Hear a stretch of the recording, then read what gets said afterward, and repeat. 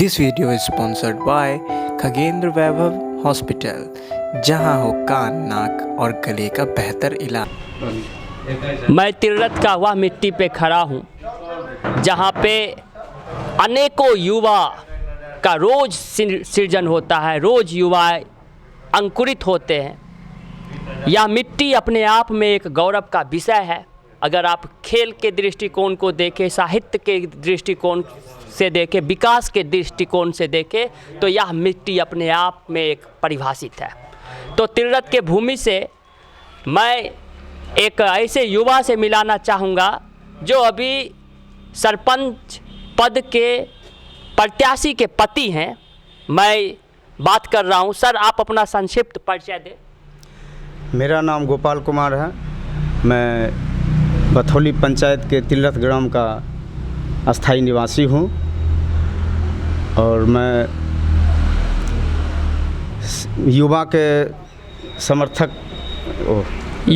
समर्थक में एक सरपंच पद पे आप खड़े हैं। और सरपंच पद को ही आपने क्यों चुना सर? इसलिए कि सर, मैं पिछले 5 वर्षों में मैंने देखा कि ग्राम में अनेकों तरह के जो है घटनाएं होते आ रही है, जिसमें सरपंच का इसमें कहीं कोई रोल नहीं है। जो उचित फैसला होना चाहिए वो सरपंच द्वारा नहीं हो पा रहा है, जिसके कारण लोग कोर्ट कचहरी का दरवाज़ा खटखटा रहे हैं। इसी उद्देश्य से मैं खड़ा हुआ हूं कि जब अगर इस पद पर मुझे बैठाया गया तो मेरा ये वादा है कि बथौली पंचायत के एक भी व्यक्ति कभी ना थाना के दरवाजे को ठकठकाएगा, ना ही कोर्ट कचहरी जाना पड़ेगा। तो गोपाल जी का कहना है कि जब गांव में सरपंच है, पंचायत में सरपंच है, जब दो व्यक्तियों के बीच जो विवाद होती है उसमें लोग सरपंच से ज़्यादा अच्छा अपने आप को थाना की ओर रुख करना ज़्यादा पसंद करते हैं। क्यों? क्योंकि उनके मन में यह डर होता है कि सरपंच जो है उचित न्याय नहीं करेगा।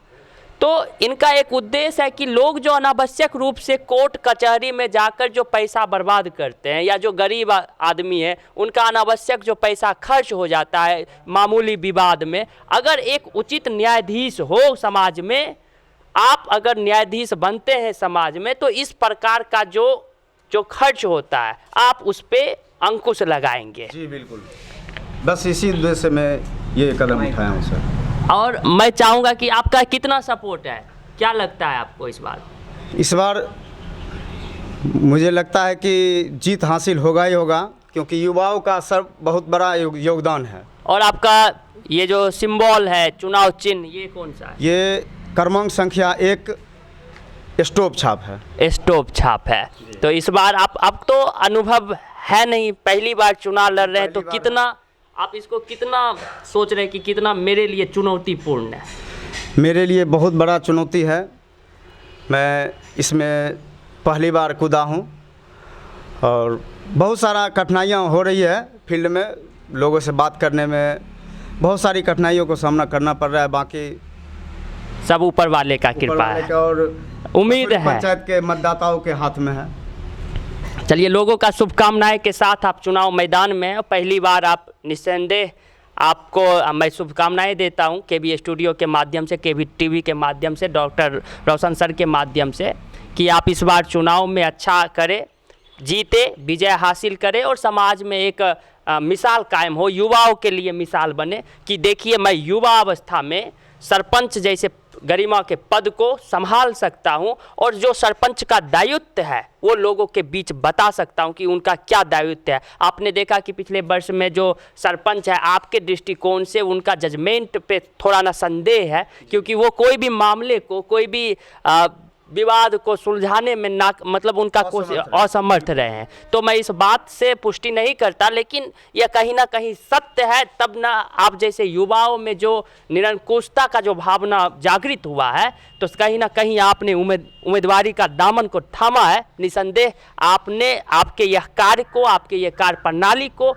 आपका ये सोच को मैं हृदय से प्रणाम निवेदित करता हूँ, आपका शुभकामनाएं करता हूँ। और आप क्या केबी टीवी के माध्यम से क्या कहना चाहते हैं, अपने दर्शकों को क्या कहना चाहते हैं कि वो क्या करें? मैं बथौली पंचायत के मतदाताओं से यही निवेदन करता हूं कि एक एक वोट पंचायती चुनाव में महत्वपूर्ण है। अपना वोट बर्बाद ना करें और सही प्रत्याशी को चुन करके अपना मतदान करें। एक बार आप अपना सिंबल भी बता दें लोगों को। मेरा सिंबल है क्रमांक संख्या 1 स्टोव छाप। अमृता कुमारी देवी। अमृता कुमारी देवी ये कौन? ये मेरी धर्मपत्नी है और वही सरपंच पद के लिए, मतलब आपका धर्मपत्नी इस बार सरपंच पद की प्रत्याशी है और क्रम संख्या 1 स्टोव छाप। ठीक है, आपसे भी मिलकर काफ़ी खुशी हुई गोपाल जी। आप एक युवा हैं और आपने पंचायती चुनाव में बिना अनुभव के, एक प्रकार से कहिए तो आपको अनुभव नहीं है, लेकिन जो निरंकुशता है, आपने समाज में निरंकुशता देखा है, तो उसके लिए आपके मन में विचलितता है और आप एक युवाओं के झुंड को लेकर, युवाओं के वजूद को लेकर आप इस चुनाव में हैं। मैं हृदय से आपको शुभकामनाएं देता हूं। आप विजय बने और सरपंच पद की गरिमा को आप बढ़ाएं। जय हिंद, जय केवी टीवी। मेरे बीच मौजूद हैं और मैं कुछ समर्थन से मिलना चाहता हूं। इस बार आपको क्या लगता है बथौली पंचायत में जो सरपंच का पद है, क्या आप परिवर्तन चाह रहे हैं? चाह रहे हैं परिवर्तन। क्या कारण है कि आप परिवर्तन चाह रहे हैं? मेरा यही कहना है जी कि समाज में कोई भी मतलब केस का मामला हो या कोई मुद्दा होता है तो उसको सही निदान निकाले। वैसा कैंडिडेट होना चाहिए। आपको क्या लगता है गोपाल जी में या कैंडिडेट तो अच्छे हैं, क्षमता है? हाँ, जहाँ क्षमता है न्याय कर सके। चलिए, बहुत बहुत धन्यवाद आपका। आप परिवर्तन चाह रहे हैं, निसंदेह आपका। हम लोग कैसे चाहते हैं जैसे उम्मीदवार कोई हो जो कि मतलब समाज को सही विकास करे, और कोई तरह की दिक्कत नहीं होना चाहिए। हमारे बीच तिरथ गांव के युवा चेहरा ब्रजेश जी हैं, जो सामाजिक हित में भी अपना योगदान देते रहते हैं। समाज के युवाओं के भी एक प्रेरणा स्रोत है और कई दृष्टिकोण से, कोचिंग संस्थान के माध्यम से, समाज में युवाओं को अग्रसर करने के माध्यम से इनका योगदान है। तो इस बार सर, आप बथौली पंचायत में जो सरपंच का जो चुनाव है, क्या आप उसमें परिवर्तन देख रहे हैं? परिवर्तन तो अति भरने है।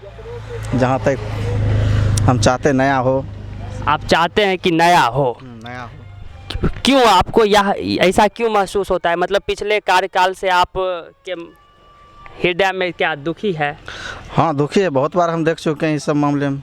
सरपंच का जो दायित्व है वो होना चाहिए कि दो व्यक्ति जब विवाद करे तो उसका सुलह हो जाए, लेकिन यहाँ पर कितना प्रतिशत मामला है कि जो कोर्ट तक जाता है, कितना प्रतिशत का सुलह हो जाता है सरपंच के माध्यम से?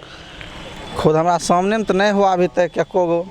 और अभी तक कोई ऐसा मामला नहीं है जो सरपंच से सुलह होगा, संतुष्ट हो, लोग कोर्ट तक पहुंच जाते हैं। तो ऐसा सरपंच किस काम का जहां पे आप सुलह नहीं देखते हैं?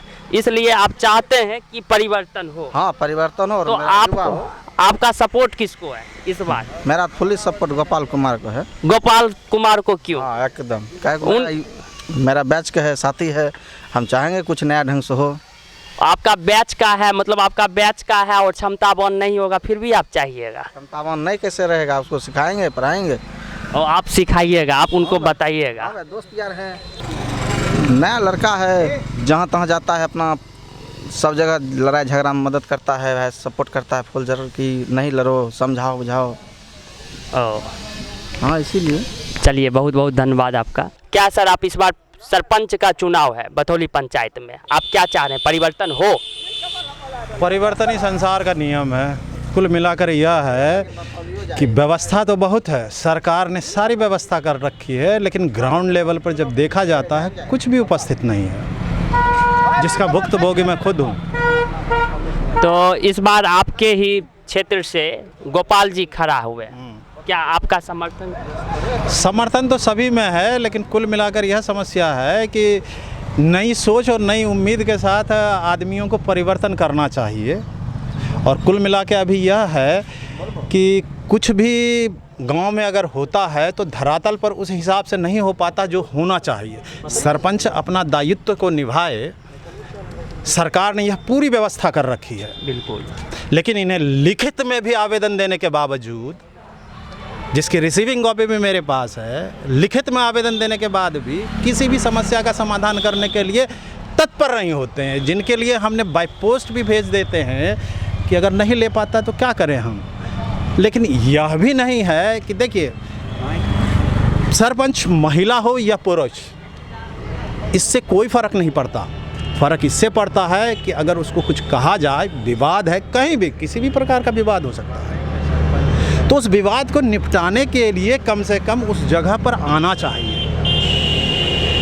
जो कि यहाँ के सरपंच या जो भी हैं, क्या किया या नहीं किया वो पूरे गांव को पता है। तो हम यह चाहते हैं कि नया युवा आए, नई सोच आए, क्योंकि आजकल टेक्नोलॉजी का ज़माना है और टेक्नोलॉजी अगर इस्तेमाल किया जाए तो बड़ी से बड़ी समस्या चुटकियों में सॉल्व हो सकती है जी। बिल्कुल सही सोच है सर। मैं आपका शुभ नाम जानना चाहूँगा। राजेश कुमार बोल रहा हूँ और मेरा ग्राम तिलरत है और सामने ही मेरा घर है। बहुत अच्छा लगा आपसे मिलकर। आपने जो बात कही है, जो सिरे से उठाया है सरपंच के दृष्टिकोण से, सरपंच को लेकर कि कई आवेदन देने के बाद, कई लिखित आवेदन देने के बाद भी उस तरह का समझौता, उस तरह का स्वीकृति नहीं मिली है, जिससे आपके मन में, आपके हृदय में कहीं ना कहीं चोट है, कहीं ना कहीं आप पीड़ित हैं। और इसलिए चोट से पीड़ित नहीं हूँ। कार्यशाला ने जो बिहार सरकार किया, भारत सरकार ने जो कार्यशाला वह बनाई है पंचायती राज, दैट मीन्स पंचायती राज का मतलब यह होता है कि हमारे भी एक दादा थे, जिस वक्त हम भी छोटे थे ना, तो उस वक्त यह समझ आ रहा था कि पंचायती राज में अगर मुखिया ने या सरपंच ने कुछ कह दिया तो माना जाता था, और मुखिया और सरपंच अगर कुछ करता है तो आपके भले के लिए करता है। भारत सरकार ने जो भी संविधान बनाया है, पंचायती राज को बनाया है, वह आपकी सुविधा के लिए। नहीं तो उसका छोटा सा एग्जांपल दे देता हूँ। सरकार आपको कहती है टू व्हीलर पर हेलमेट लगा कर चलिए, अगर आप हेलमेट नहीं लगाते, इसमें सरकार का क्या दोष है? तो काम करने के लिए हम आपको चुन रहे हैं ना जी, बिल्कुल। हम आपको समर्थन से चुनकर बैठाते हैं कि आप हमारे समस्याओं का निदान कीजिए। और इसमें यह होना चाहिए कि युवाओं को बढ़ चढ़ के हिस्सा लेना चाहिए। युवा का होना बहुत ही ज़रूर, हर काम में युवा का होना बहुत ही अनिवार्य है। तो आप गोपाल जी को कितना समर्थन दे रहे हैं? पूर्णतः। चलिए, बहुत बहुत धन्यवाद आपसे।